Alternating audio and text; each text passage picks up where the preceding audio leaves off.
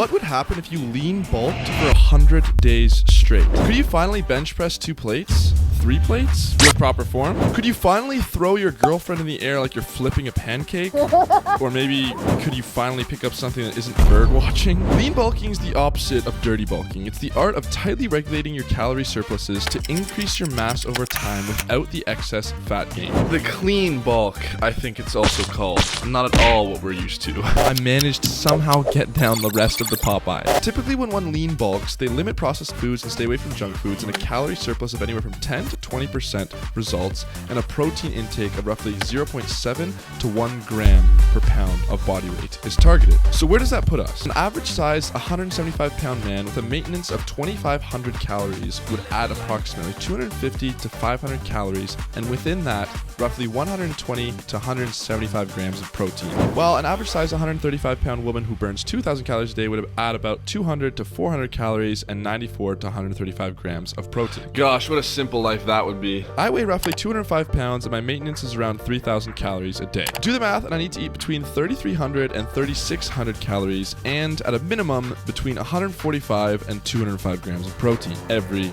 day. Based on my previous videos, you guys have any idea what I'm going to be aiming for?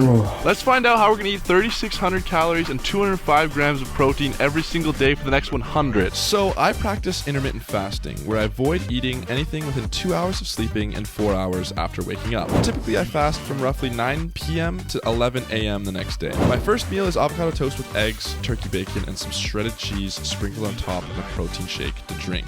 This starts my day with roughly 1,600 calories as I use MCT oil to boost the calories in my shake while I'm bulking. 120 per tablespoon, and I put 2 of these bad boys in here for 240 calories. Then I head to the gym for a workout. Afterwards, I typically don't eat until a big dinner, which can range from beef stew to garlic shrimp, or tiki masala to shrimp-infused burgers. What the heck? This clearly isn't enough, so I'm going to be adding a second protein shake for dinner and a post-workout meal. What should it be? Tiki masala? Nah, that takes too long. More shrimp-infused burgers? Nah, that's also impractical. We're gonna go with a Greek yogurt protein bowl. That was actually fire. So protein powder mixed in with the yogurt, then granola, blueberries, strawberries. I can imagine you can sprinkle a little bit of honey on top. Oh, and of course, some chocolate chips. Damn. So with a 1,600 calorie avocado toast breakfast, a protein bowl of roughly 500 calories, an average 1,000 to 1,500 calorie dinner with the additional protein shake, and with the occasional snack throughout the day, we've got ourselves a lean bulk diet plan of roughly 3,600 calories and 277 grams of protein a day. So much for just trying to eat 20,000 calories in one day.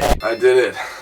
I threw up. How much strength can you really gain with 3 months of moderate surplus calories?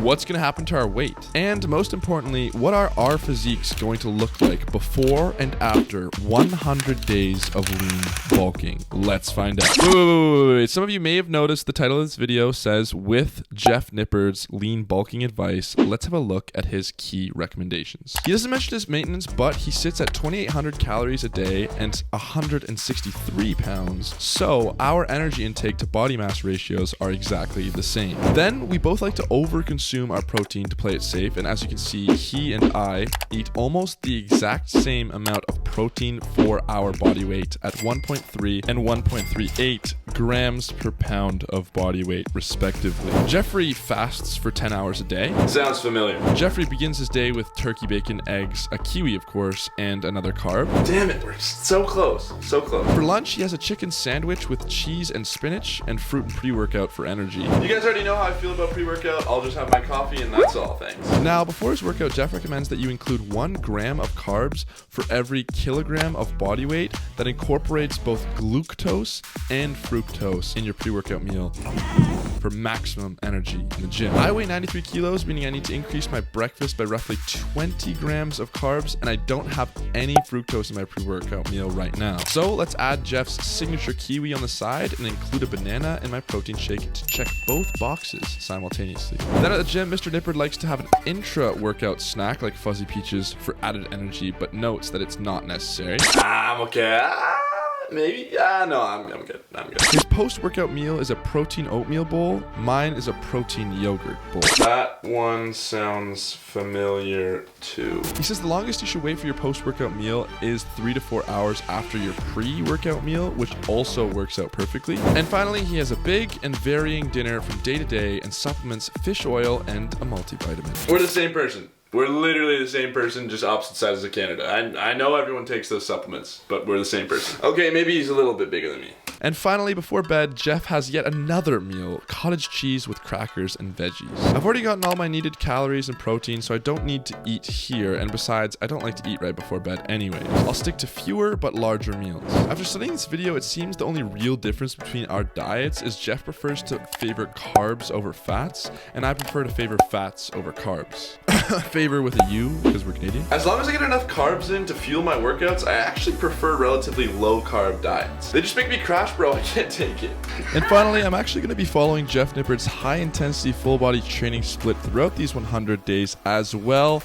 And I know, did you fucking say full body? Listen, I was skeptical at first too, but it goddamn works. There's something unique about training chest, back, legs, and arms every single day, and if you don't believe me, check out my in-depth review videos on my channel. I have strength and physique updates after 30 and 60 days of testing it on this diet so you can see what you can expect. And without further ado, let's see how strong I am before starting this lean bulk plan so we can see how much stronger we get after 100 days of it. Oh, this song too, bro? First, I tested how many reps I could do of 2 plates, 3 plates, and 4 plates for the bench, squat, and deadlift respectively. I managed 7 reps of 225 on the bench. Hey, you guessed it on the dot.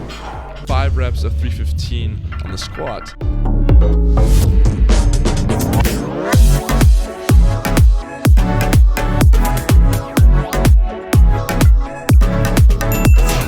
I'm happy with that. And also 7 reps of 405 on the deadlift.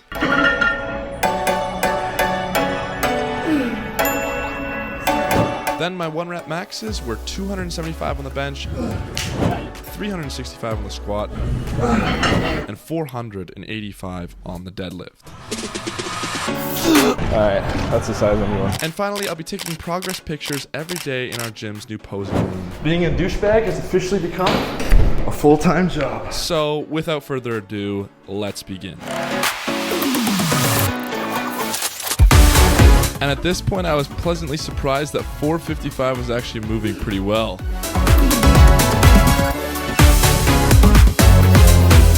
It ain't even black cherry though. The heck?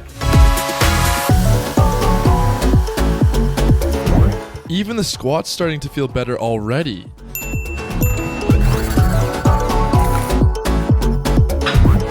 Avocados aren't ripe, so I'm literally using guacamole. That's how committed I am to this challenge.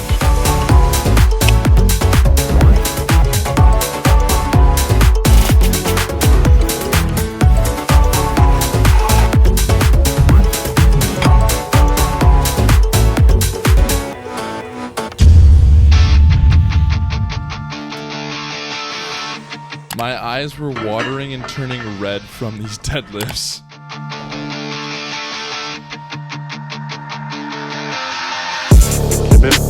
What am I gonna do? Film me here. For a video. Yeah. And with that, it's time to see how many pounds you can expect to gain after 100 days of lean bulking. 8 pounds? Honestly, not bad considering this is what I look like on day 1, and this is what I look like now. Now, my change in physique does not do my strength gains due diligence. Let's begin with the squat. I started this challenge with a squat strength equivalent to 365 pounds, and I was able to perform 5 reps of 3 plates at the time. Let's now test and see how many times I can squat 405 pounds or 4 plates at the end of these 100 days.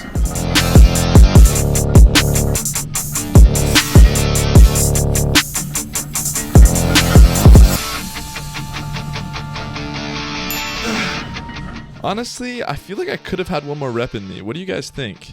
And now for the 1 rep max test. Let's try 425. Why don't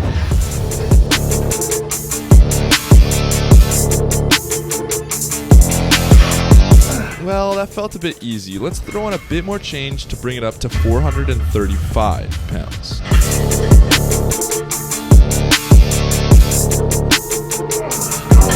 Now for the bench press. As mentioned, I began this challenge at the brink of death with this 275-pound bench and 7 reps of 2 plates. Let's just see how many times I can push this 275 pounds after eating like Jeff Nippard for 100 days. I'll tell you what. Yep.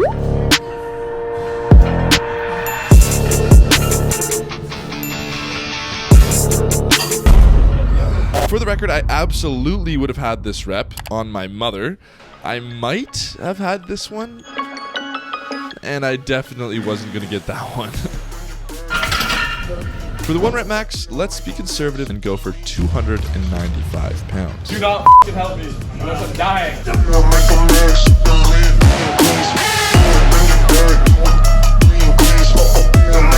Well, that looked pretty good. How does 300 feel?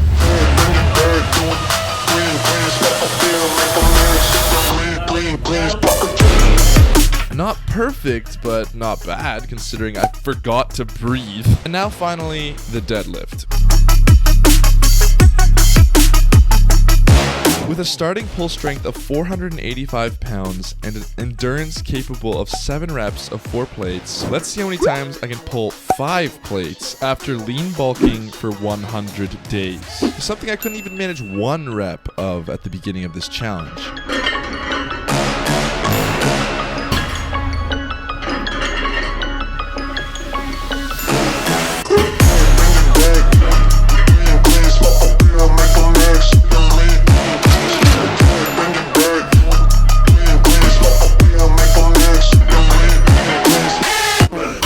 And with that, it's time to wrap up the video with my max deadlift. Let's try 545.